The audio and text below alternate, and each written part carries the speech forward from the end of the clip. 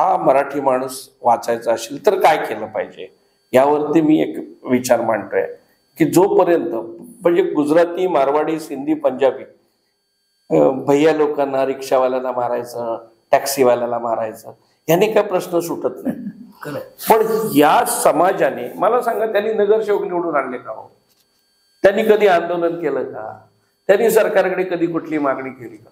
हळूहळू हळू अरे तुमच्या पंचक्रोशीच्या बाहेर एका मारवाड्याचा मॉल झालाय बिल्डिंग मटेरियलचा, त्याने आंदोलन करून केलं. तो त्या राजस्थान मधनं येतो आणि कुठेतरी नरडाव्याला आणि नाटळला आणि तिथे तुळशीच्या बाहेर तो तिथे 2 गुंठे 4 गुंठे जागा घेतो आणि मस्त 3 मजली मॉल बनवतो. मला वाटतं आपण मराठी लोकांनी, आपण कोकणी लोकांनी काम करण्याची गरज आहे, चर्चा करण्याची गरज नाही.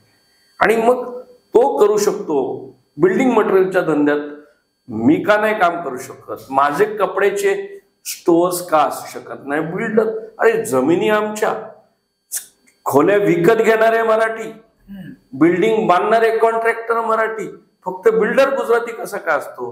म्हणजे प्रॉफिट घेणारा अन्य समाज आणि मराठी मात्र हा नेहमी आता महाराष्ट्रामध्ये खूप बॅकफुटवर आहोत आपण, आणि फ्रंटफुटवर लढलं पाहिजे असं माझं मत आहे. आणि ते लढायचं असेल ना तर मी शिवस्वराज्य नावाची चळवळ सुरू